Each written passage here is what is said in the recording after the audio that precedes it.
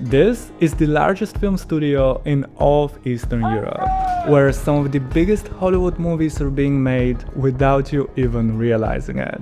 This is unbelievable. And after meeting with the actual CEO, I somehow managed to get a special unlimited access to explore everything. So we're going to places we shouldn't be going. Yes, yes. Every single set, department, building, soundstage, and even things that may have never been publicly shown before. Probably your biggest costume department in Europe. Yeah, this is definitely main cast treatment. I think we can spend 3 full days in here and we still won't be able to see everything. There's just so much everywhere. So after flying to my home country of Bulgaria just for this, I met up with Das, who was going to show me around, and our first stop was the city that never sleeps.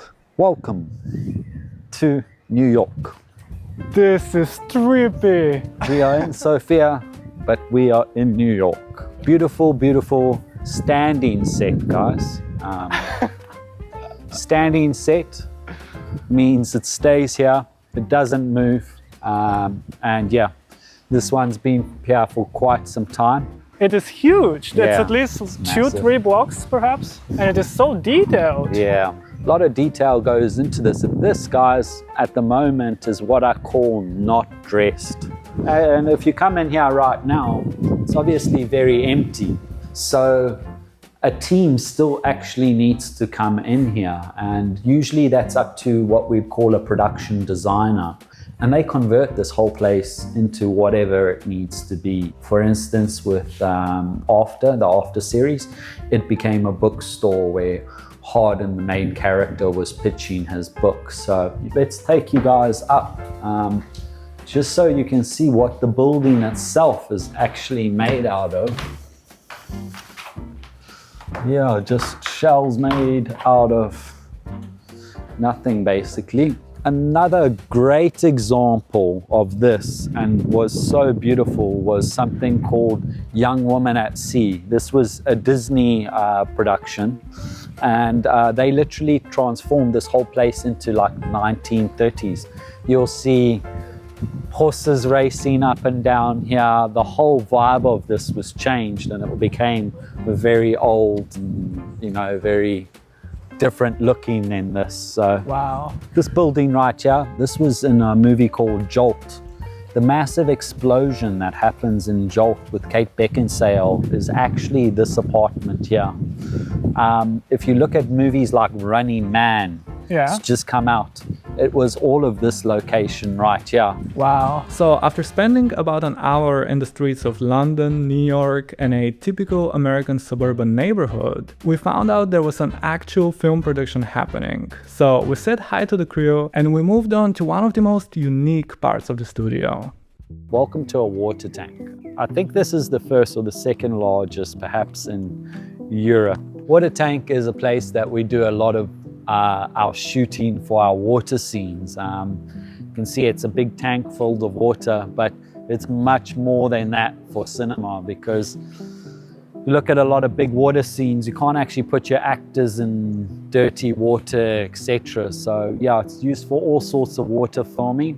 And again, put yourself in cold water for 3-4 minutes, and I'm sure you want to get out of whatever's cold. So we can put this all the way up to high temperature.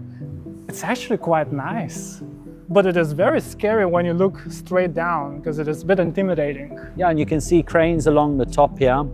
The cranes can be used to drop in cars, etc. Sometimes we build whole sets down here. A lot of safety boats here, again, safety divers, if the actor's diving in, etc. And also, it actually goes down quite low. We're going to get to see down below now, because we've actually got director's windows downstairs. So usually this is where the director's sitting and usually running the operation. Again, he'll have earpieces in with his divers about the angles, etc. they need to get. Or it can just be an external place to film from if they want to film here. But usually underwater operators are going quite well organized. And when we're not in there, we go to our next place. It doesn't stop. It's just very cool that it's sort of like also nature-y, even though you're in a big city. Beautiful place to have a studio. As you can see, there's a lot of different vehicles around all over the place. But yeah, we're approaching the vehicles department now. Oh, it smells like petrol. I love it. This vehicle here is actually quite a funny vehicle because every time you see Morgan Freeman as the president, this is his limousine. Let's put some lights on. Wow. This is like Fast and Furious gear up scene where they're in this big warehouse and they turn on the lights and you see all those vehicles pop up. That's exactly how it feels. So a lot of iconic cars here, guys. Even this one, this is Expendables, the one that actually flips, I think. So vehicles, very, very important to just set your scene, make your scene. And this whole department, basically, they'll be bringing your vehicles backwards and forwards. During takes, they'll go around, go around the block once or twice. Your extras are getting in, etc. So vehicles, very important, but yeah. This taxi is bringing out the New Yorker out of me. Hey, watch where you're going. I'm taking this guy straight to the jail for his bad jokes, all right? Tony, it's not a funny joke anymore. We're going downtown, all right? It was a good joke. It was just the accent that was bad. Tony, you're arrested. Bye, buddy. Some of these period cars, if you just look at them, you can't get these cars anymore. So exactly what I was telling you, if that needs to be 1930s or 1920s, they've got the vehicles to accompany that. Guys, if we get Tony enough likes and shares on this video, I'll get him into any car he wants to be in. And come on now, you have to like. You have to like. Trailers, quite important things because a lot of your actors are all coming from all over, so they need somewhere to be safe. Let's have a look inside, guys, just so you can sneak peek. Tony, get inside. We're going into an actual proper film trailer for the big stars. Obviously, area they can chill. Again, the whole purpose of this is while they're filming, this will be parked really close to the production. They can come backwards and forwards and they can just be in here during their spare time when they're not doing scenes or if they have to rest. So it's really cozy. Yeah, obviously it would have its air conditioning going. Wow. Looking after your actors, quite important. Yep. You want to keep them happy. Who's this guy? Welcome to our resident dogs, guys. There's a lot of them.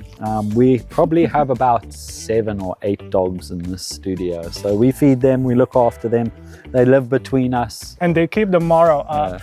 At this point, we've been exploring for hours and we were not even halfway done. So we continued by checking out the workshop where they make some of the props we've been seeing around. It is borderline soft. It's just foam. And then even more standing sets, including the border between the United States and Mexico, a coliseum the size of a small stadium, a one-to-one replica of an existing location, St. Paul's Cathedral, so realistic that they needed a special permission for it, an Egyptian temple, and of course, a huge ancient Rome street with a bunch of giant buildings and statues.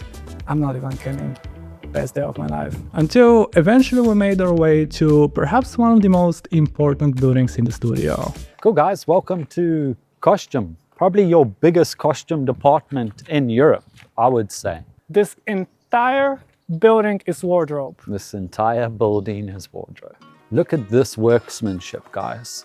I mean, have a feel of this, Tony. Oh, that's legit. This is like leather. All made, yeah. All made out of leather, all made properly. More than welcome to try one on, Tony. Can I? Please. This feels like it's not at all plasticky. It's not something that you can just buy at a Halloween shop. Like I can feel real, genuine leather. And the details, it just looks beautiful. Yeah, if you look at just some of the workmanship of this stuff, it's just absolutely amazing that people can make this. Yeah, I mean, a lot of this stuff, if we look around here, some of this is all from Hellboy. These are the riders that usually ride and that. This is all from Red Sonja. All had to get individually made by costume designers. And So a lot of it is handmade. A lot of it's handmade and specific to each production.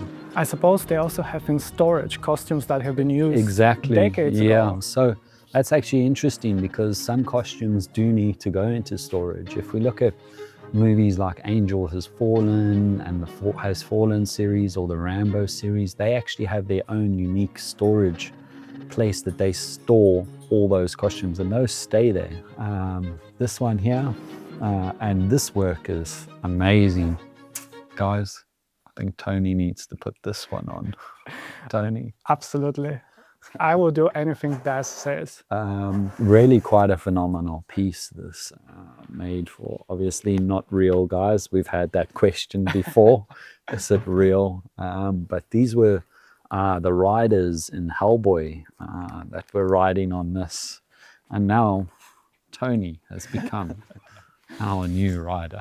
And on that note, after even more exploration, as they genuinely allowed me to see everything, we made our way to the main building, where the majority of pre- and post-production work is happening. As you walk through the studio, you will see a lot of different posters up on the wall.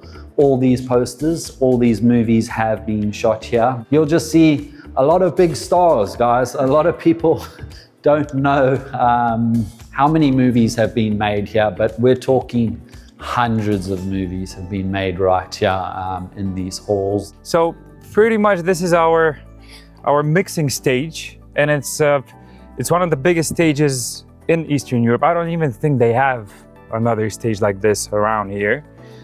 It's Dolby Atmos, which is also Dolby approved, and all the big movies that come here, Rambo, Expendables, everything has been mixed here. Overall, what we do is we sell films, both films which we make here at the studio, our films, as well as films of other people.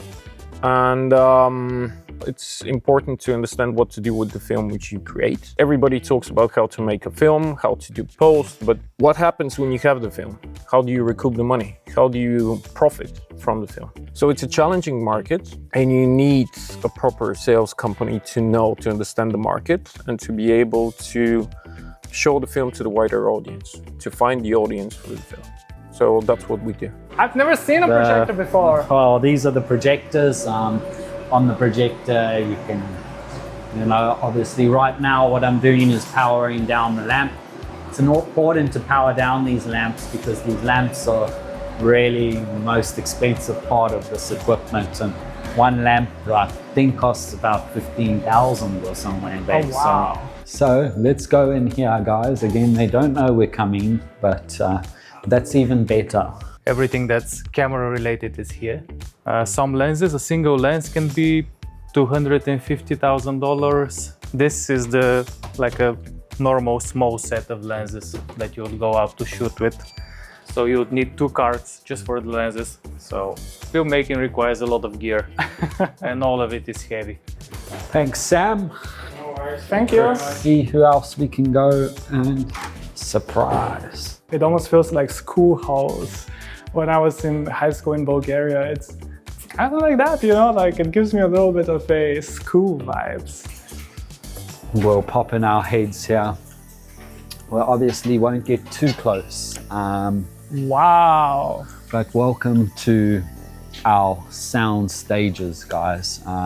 Majority of the movie will actually happen in places like this, where you can see there at the back, they've sort of got a building somewhere in there. We won't get too close. We don't want to give too much away, but they'll basically, for instance, they might build a room in there, or, this might be a cave that's going on in here, because the material's the most interesting, and it's also reusable material.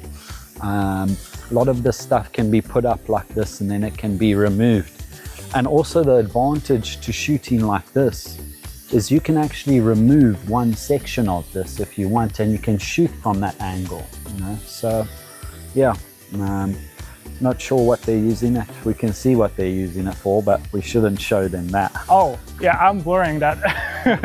Yeah, to make sure I don't accidentally leak something, it was best to move on. And before the final stop of a special projection, I got a completely unprompted opportunity to have a quick chat with the CEO of the studio. So New Boyana is more than just a traditional film studio, but you're almost a community center with so many different activities. Yeah, a lot of people call it the campus because people come and go and they say, like, what's it like to live in Bulgaria? I say, I have no idea, I live in New Boyana. And people from all over the world come, from Germany, France, Spain, the States. It's a very sort of multinational sort of oasis of creativity in a space. You know, it could be anything, but this space is a movie studio. So you get that kind of flow of people, of very creative people. We have our film school, Film Forge, that's here. And we also do events and fashion show and many things. Now we're going to sit on the director's chair and see some previews and see how they mix it up and everything. I get to feel like the director now, and I'm getting in character. I'm ready to get yelling at someone. No. Yes, it's Movie time. movie time. This is my first time to Sofia, Bulgaria. It's just stunning. The infrastructure that they have for film it's incredible. It's on par with anything you find in Los Angeles or New York. Let's go, Ryan! You guys are phenomenal. See what's going on here? That's how active and hardworking these Bulgarian people are.